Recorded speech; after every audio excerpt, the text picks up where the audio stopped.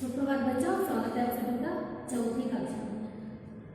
तो कल के क्लास में हम क्या देख रहे थे? 12 कड़ी। हाँ, उसके पहले हमने 3 लेसन खत्म किए हैं। सूझबूझ, हाँ, यह लेसन सभी उसके एक्सरसाइज वगैरह सभी लिखकर खत्म किए हैं। सो आज क्या देखेंगे? एक नया पाठ देखेंगे। हाँ, तो बोलिए आप कि हमारे राष्ट्रीय त्योहार कौन कौन से हैं? हमारे राष्ट्रीय त्योहार हाँ कौन कौन से हैं? हाँ, एक तो 26 जनवरी है, 15 अगस्त है, हाँ, बाद में गांधी जयंती है, बाद में चिल्ड्रंस डे है। हाँ, ये सभी क्या है? हमारे राष्ट्रीय त्योहार है, ठीक है। 26 जनवरी को क्या मनाते हैं? हम गणतंत्र दिन मनाते हैं। 15 अगस्त को क्या मनाते हैं? हम स्वतंत्र दिन मनाते हैं। 2 अक्टूबर को क्या मनाते हैं? गांधी जयंती मनाते हैं। और चिल्ड्रंस डे कब मनाते हैं? 14 नवंबर, 14 नवंबर को हम ये चिल्ड्रंस डे मनाते हैं, बाल दिन मनाते हैं। और 5 सितंबर को क्या मनाते हैं? शिक्षक दिन मनाते हैं, ठीक है ना। ये सभी क्या है? राष्ट्रीय त्योहार है। सो 2 अक्टूबर को क्या मनाते हैं? हम अभी मैंने बोला था गांधी जयंती। उसी दिन क्यों मनाते हैं? क्योंकि उस दिन हमारे राष्ट्रपिता महात्मा गांधी जी का जन्म हुआ था, है कि नहीं। तो इसीलिए हम 2 अक्टूबर को गांधी जयंती मनाते हैं। तो आज का पाठ है वही पाठ नंबर 4, निस्वार्थ जीवन। हाँ, तो ये पाठ किनके ऊपर है? महात्मा गांधी जी के ऊपर है। उनको हमारे देश ने क्या उपाधि दी थी? राष्ट्रपिता। मतलब हमारे सब भारत देश के वो क्या थे? पिता जैसे थे, इसीलिए उनको राष्ट्रपिता का मान दिया था। सो आज उनके बारे में, उनके निस्वार्थ जीवन के बारे में इस पाठ में जो दिया है सो उसको हम देखेंगे। ओके तो उस पाठ नंबर 4, निस्वार्थ जीवन। निस्वार्थ मतलब क्या? निस्वार्थ मतलब क्या? बिना स्वार्थ के, बिना हमारे मन में कोई लालच, कैसा भी लालच नहीं है, ऐसे व्यक्ति थे वो। हाँ, उनका जीवन सभी कैसे था? निस्वार्थ था। हाँ, मतलब उनके मन में कैसे भी लालच की भावना जरा भी नहीं थी। तो उसे बोलते हैं निस्वार्थ। हाँ, सो उस महान व्यक्ति के जीवन के एक घटना है, उस महान व्यक्ति के जीवन की एक घटना है जिसने बहुत ही सरल और साधारण ढंग से अपने जीवन का आदर्श पूरे भारतवर्ष के सामने रखा है। जिन्होंने बहुत ही सरल और साधारण ढंग से, साधारण मतलब क्या? एकदम सामान्य तरीके से, एकदम सरल और सामान्य तरीके से उन्होंने सभी अपना जीवन क्या किया है? व्यतीत किया है। तो उसका आदर्श क्या है? हमारे भारत देश के सामने है। युग युगों के उस महानतम व्यक्ति का पूरा नाम था मोहनदास करमचंद गांधी। युग युगों के उस महानतम व्यक्ति का पूरा नाम क्या था? मोहनदास करमचंद गांधी। तो बापूजी का, उनको प्यार से लोग बापूजी भी बोलते थे। राष्ट्रपिता तो वो थे ही, उनको और बापूजी भी बोलते थे। सो उन बापूजी का नाम क्या था? मोहनदास करमचंद गांधी। तो युग युगों के उस महानतम व्यक्ति का पूरा नाम था मोहनदास करमचंद गांधी। यह थे विश्व बंधु बापू। इनको क्या कहते थे? विश्व बंधु। विश्व मतलब पूरा जगत। हाँ, जगत मतलब कहाँ? हाँ, क्या भारत में, एशिया खंड में, अफ्रीका खंड में, यूरोप खंड में, अमेरिका खंड, सभी जगह वो जाकर आए थे। तो इसके लिए उनको क्या कहते थे? विश्व बंधु। हाँ, सभी विश्व के वो क्या थे? भाई जैसे थे। तो इसीलिए उनको क्या कहते थे? विश्व बंधु बापू। बापू के नाम से ऐसे युग की स्थापना हुई। बापू के नाम से ऐसे युग की स्थापना हुई जिसमें अन्याय और घृणा का प्रतिशोध, अन्याय मतलब जिस पर न्याय न हो सके, अन्याय न हो सके, अन्याय और घृणा का प्रतिशोध प्रेम और न्याय से लिया जाता था। जिसमें अन्याय, अन्याय मतलब क्या, किसी को भी न्याय नहीं देना, और घृणा मतलब तिरस्कार करना या नफरत करना, द्वेष करना, हेट करना। सो इसका प्रतिशोध मतलब इसका शोध लिया कि प्रेम और न्याय से किया जा सके। बट महात्मा गांधी अधिकतर विभिन्न स्थानों पर यात्रा करने जाते थे।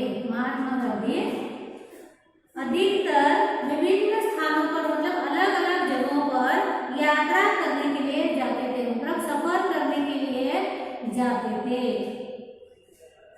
कभी कभी वो बस से यात्रा करते थे, कभी कभी वो बस से यात्रा करते थे, कभी कभी ट्रेन से यात्रा करते थे, तो कभी कभी वो बस से यात्रा करते थे, तो कभी रेलगाड़ी से, कभी कभी बस से करते थे, कभी कभी रेलगाड़ी से करते थे।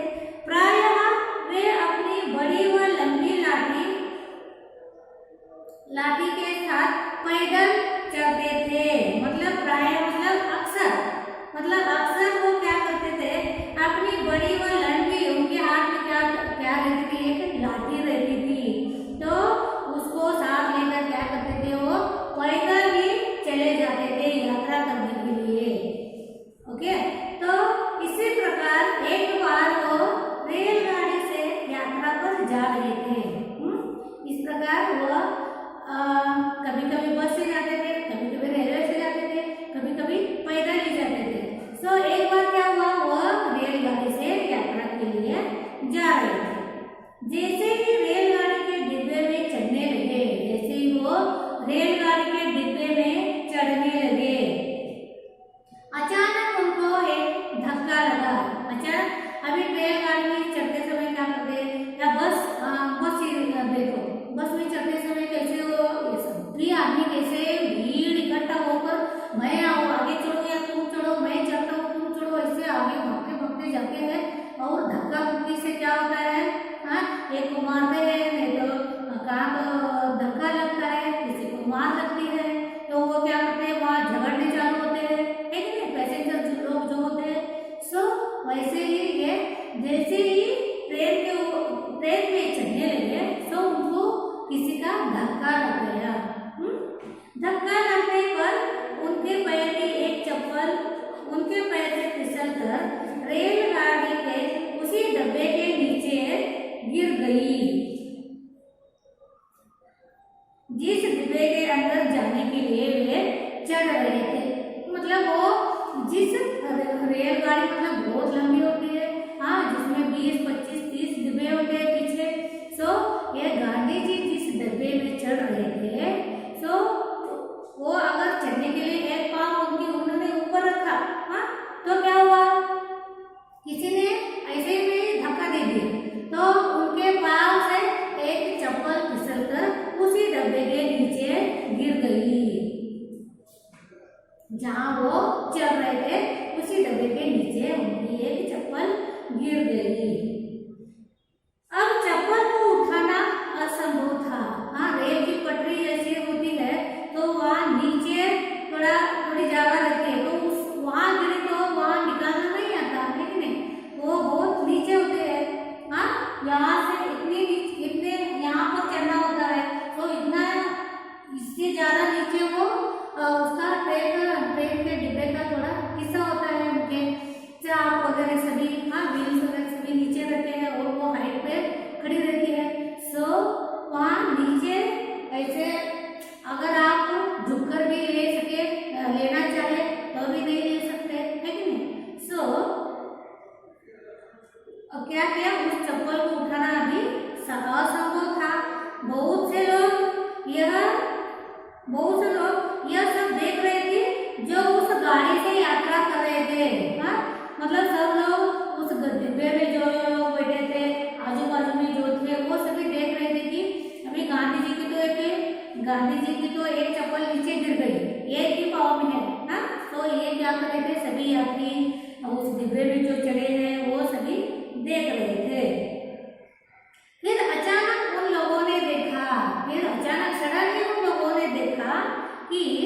गांधी जी ने अपने दूसरी चप्पल को पैर से उतारकर पहले चप्पल के पास इस प्रकार फेंका कि दोनों आसपास हो।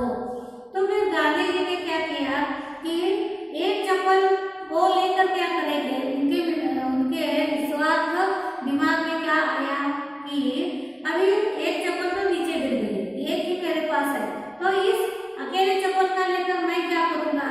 तो उन्होंने क्या किया, अपनी दूसरी चप्पल उनके पैर में थी वो भी निकाली और निकाल कर ऐसे नीचे फेंका कि वो चप्पल के पहले चप्पल जो गिरी थी उसी के पास ये दूसरी चप्पल भी जाकर गिर गई। हाँ, यह काम गांधी जी ने इतनी शीघ्रता से किया कि उस रेल के डिब्बे में बैठे लोग उनको आश्चर्य से देखते रह गए। गांधी जी ने यह काम इतना फटाफट किया, इतना फास्ट, इतना जल्दी किया कि रेल के डिब्बे में बैठे हुए लोग थे उनको बहुत आश्चर्य हुआ, बहुत वंडर हुआ है ऐसा कैसे किया गांधी जी ने। एक तो वहां का चप्पल लिया नहीं, दूसरा अपने खुद के पैर में जो था चप्पल वो भी उन्होंने वहां पर फेंका। सो उनको वंडर लगा ऐसा क्यों किया गांधी जी ने। अब गांधी जी के साथ यात्रा करने वाले एक व्यक्ति ने उनसे प्रश्न करते हुए कहा, सभी लोगों को आश्चर्य तो लगा हाँ कि गांधी जी ने एक चप्पल पहले गिरी थी, दूसरी भी वहां फेंक दी। हाँ, सो उनके साथ जो यात्री थे उसमें से एक ने पूछा कि गांधी जी आपने ऐसा क्यों किया, गांधी जी आपने ऐसा क्यों किया। जब आपकी एक पैर की चप्पल रेल की पटरी पर नीचे गिर गई, आपके पैर की एक चप्पल रेल के पटरी पर नीचे गिर गई, तब आपने उसी पहली चप्पल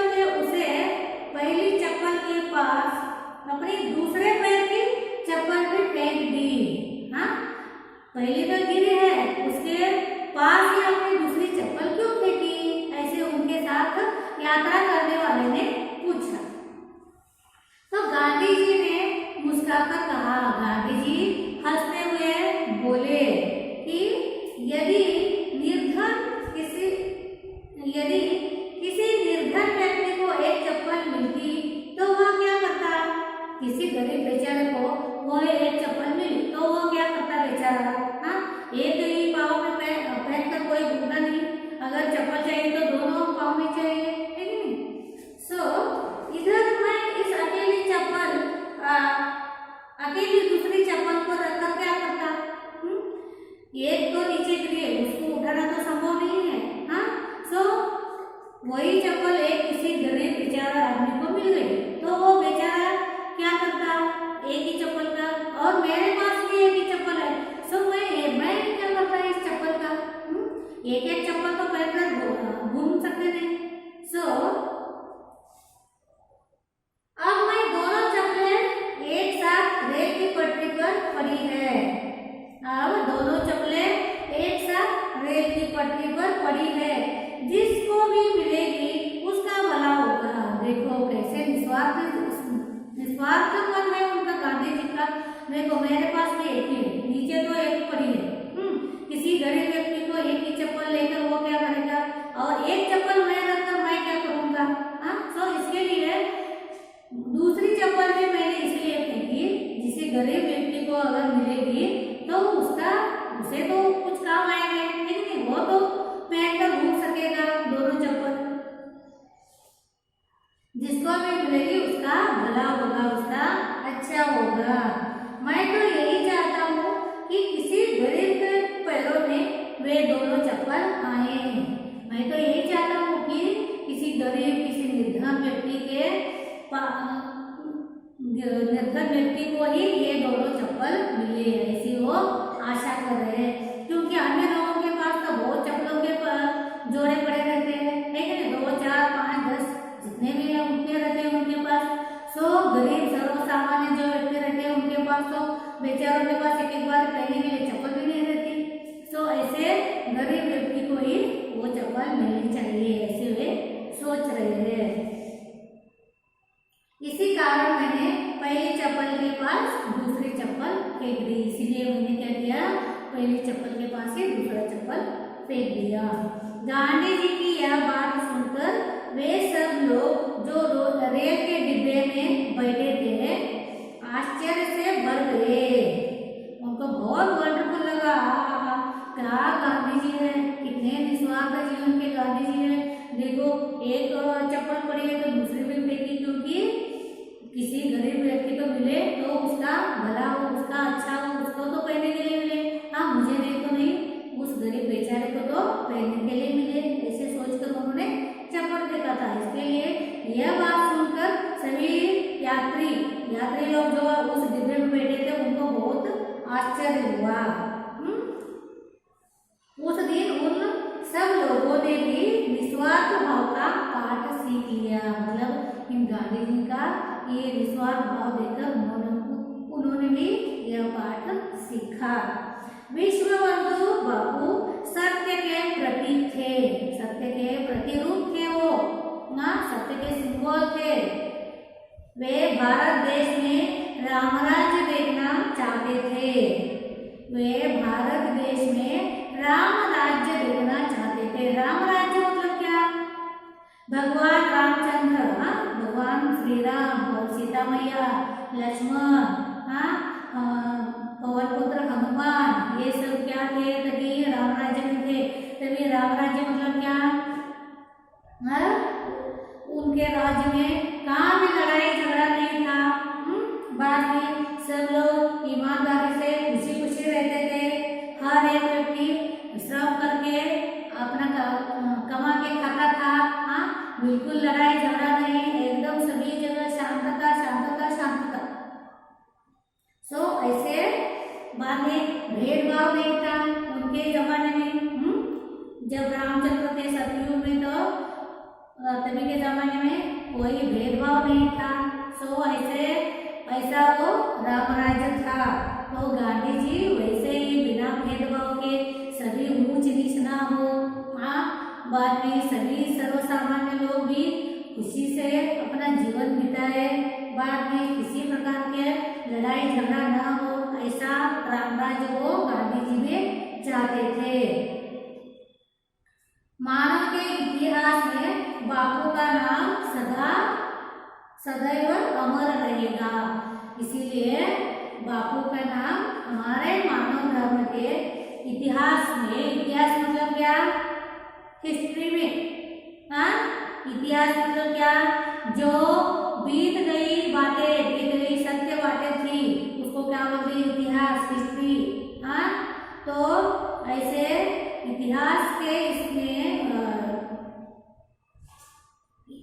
इतिहास में बापू का नाम सदैव अमर रहेगा। मतलब अभी कितने भी साल हो, अभी क्या है 2021 चल रहा है, 2100 आएगा, बाद में और कितने 100 साल चलेगा, तो भी क्या है, इन बापू का नाम तो आते ही रहेगा। इन बापू का नाम कभी भी खत्म नहीं होगा, है कि नहीं। उनका नाम ऐसे ही हमारे जीवन में, हमारे इतिहास में अमर रहेगा। तो ये था बापू जी का निस्वार्थ जीवन।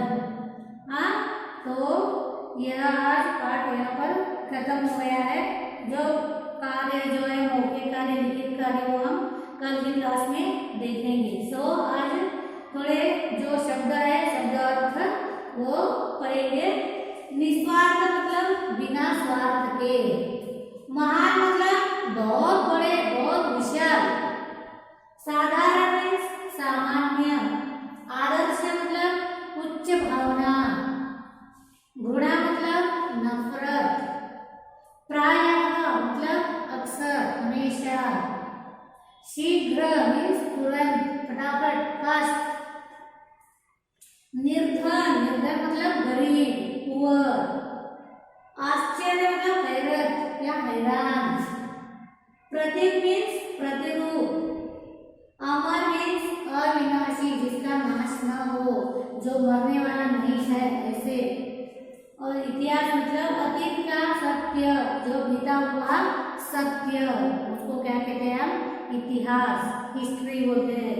सो ये क्या है आपका आज का होमवर्क। ये क्या है, सभी शब्दार्थ आपको क्या करने हैं, एक बार आपके नोटबुक में लिखने हैं। Homework 1 time. सो ये क्या है, शब्द और उसके अर्थ। इधर नहीं लिखा मैंने, सो लिखती हूँ शब्द अर्थ। ये शब्द है, ये उनके अर्थ है। सो ये आपको क्या करना है, देखकर 1 टाइम लिखने हैं। और जो आगे का भाग है, कार्य, लिखित कार्य, मौखिक कार्य, जो भी है वो हम अगली क्लास में ले लेंगे। सो धन्यवाद।